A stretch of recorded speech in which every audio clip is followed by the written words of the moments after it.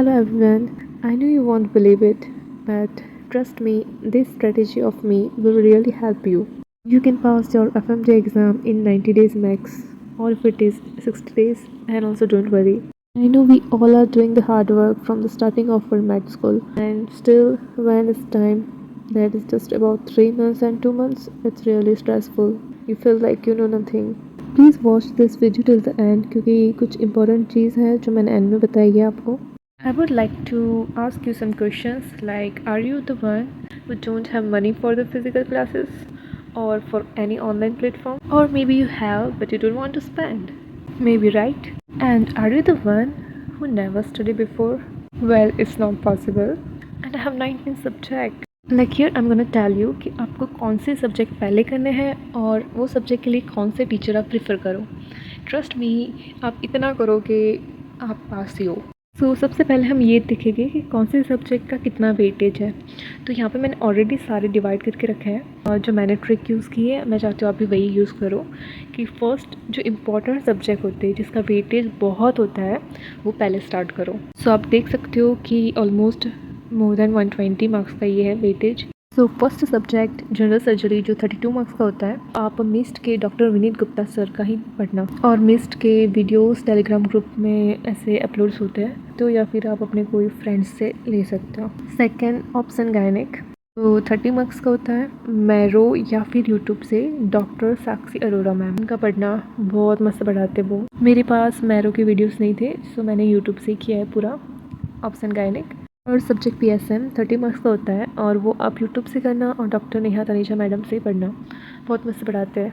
और रही बात मेडिसिन जो बहुत लेंथी है, बोरिंग भी लगता है, तो बेटर है कि आप उसे लास्ट में कर सकते हो या फिर इन बिटवीन करो. मैंने तो लास्ट में किया था. तो मेडिसिन के लिए doctor Marwa, doctor Paras Rawal, doctor Rahul Rajiv.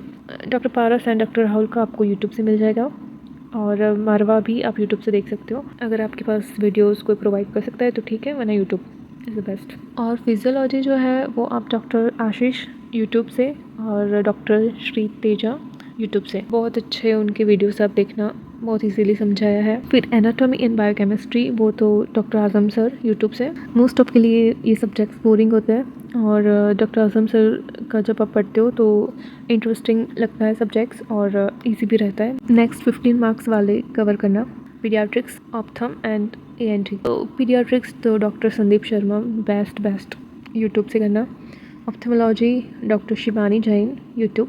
ENT doctor Rajiv दन वो भी बेस्ट यूट्यूब. अगर आपको ऑप्थम लेटर करना हो तो कोई बात नहीं, बाद में कर सकते हो. ऑप्थो पीडियाट्रिक ENT उसमें तो पूरे ही आने चाहिए, बहुत इजीली वो पढ़ाते भी हैं दोनों सर. सो नेक्स्ट सब्जेक्ट आपके 15 मार्क्स के हो गए. अब 13 मार्क्स का कवर करो. तो patho micro and pharma, pathology doctor Paras या फिर doctor Preeti Sharma. Micro doctor Salman Kamal sir या फिर डॉक्टर प्रीति शर्मा. फिर फार्माकोलॉजी डॉक्टर गोविंद राय या फिर डॉक्टर सलमान कमल. फार्मा के लिए डॉक्टर सलमान सर के PYQs यूट्यूब में देखना, वो बहुत हेल्पफुल रहते हैं. Now next subject forensic medicine doctor Nadim Zafar और ये 10 मार्क्स का होता है. अगर तुम्हें इसको एंड में करना है तो भी कर सकते हो. वैसे सर ने बहुत इजी तरह से समझाया है तो थोड़ा इजी रहेगा फोरेंसिक मेडिसिन, बट समवॉट थोड़ी बोरिंग भी है. वो सारे नंबर्स याद करने हैं. देखना अगर आपको कितना टाइम देना है ये सब्जेक्ट में. उसके बाद next derma, ortho, anaesthesia, psychiatry, ये सारे सब्जेक्ट 5 मार्क्स के हैं.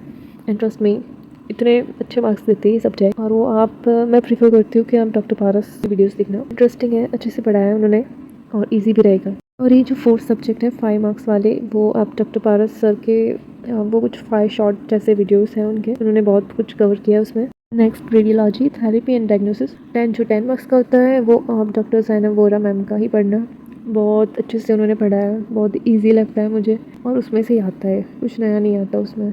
सो ये मैंने आपको पूरा लिस्ट लिख के दिया है. इसमें सिर्फ मेन सब्जेक्ट जैसे कि जनरल सर्जरी आपको मिस्ट से ही करना है और ऑप्शन गायनिक अगर मैरो ना हो तो यूट्यूब से करना. बाकी सारे सब्जेक्ट आप यूट्यूब से ही करना और वो बहुत हेल्प करेगा. ट्रस्ट में आराम से आप पास हो जाओगे, इट्स माई गारंटी. और मेन थिंग आप जब भी पढ़ो उसके साथ में MCQ सॉल्व करना मत भूलना. जैसे कि टेलीग्राम में बहुत सारे ऐसे ग्रुप्स बने हैं जिसमें रोज़ वो लोग MCQ सेंड करते हैं, तो आप सिर्फ एज अ प्रैक्टिस के लिए उसे रोज़ देखना कि आपके सही हो रहे हैं कि नहीं. सपोज आपने जनरल सर्जरी पढ़ा तो उसके एमसीक्यू देखो, उसी तरह आप दूसरे सब्जेक्ट के भी देखना। और रोज़ हो सके तो मिनिमम मैं तो कहूँगी कि 200 प्लस एमसीक्यू सॉल्व करना, और अगर इतने नहीं हो सकते तो मिनिमम 150 टू 200 तो करना ही। जब भी आप स्टार्ट करो स्टडी, तो जैसे कि मेन सब्जेक्ट जो है, जो ये 4 सब्जेक्ट, वो आप कंपलसरी फुल करना। सिर्फ rapid revision is not enough. But जो दूसरी सब्जेक्ट है वो आप ऐसे कर सकते हो। जैसे इसमें क्योंकि मैंने खुद ऐसे किया था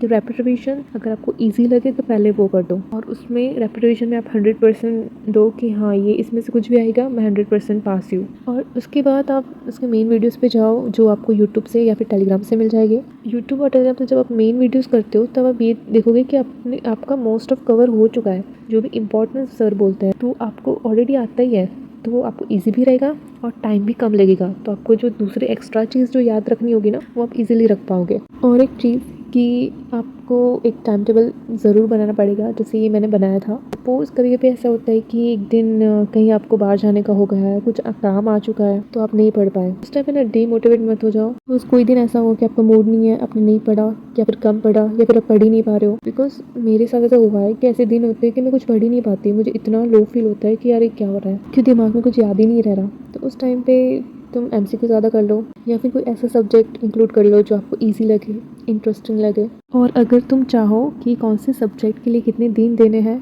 तो वो भी मैं आपको बना के दे सकती हूँ टाइम टेबल। और एक चीज़ कि जब आप स्टडी करते हो तो एक माइंड पे क्लियर रखो कि आपको 100 to 120 मार्क्स तो आपको रॉन्ग ही करना है। तो उससे क्या रहेगा कि आपको स्ट्रेस कम होगा। सपोज कोई सब्जेक्ट है जिसमें आपको कुछ चीज़ें याद नहीं रह रही, तो आप ये सोचो कि चलो कोई बात नहीं, इसमें ये मार्क्स हम गवा देंगे। एक चीज़ आपको ये माइंडसेट भी होना चाहिए कि मैं 200 लाऊं या 200 प्लस लाऊं या 150 प्लस लाऊं या 150 लाऊं, उससे कुछ फ़र्क नहीं पड़ने वाला। ये सिर्फ स्क्रीनिंग एग्ज़ाम है, उसको सिर्फ आप पास होना है, और ये कुछ आपको कोई पोजीशन नहीं देने वाली। ये नीट पीजी नहीं है, तो पास होने से मतलब रखो। और ये मैं ऐसे क्यों बोल रही हूँ कि तुम जब भी स्ट्रेस हो ना तो तुम ये ऐसे सोचोगे तो ये स्ट्रेस रिलीज़ करता है।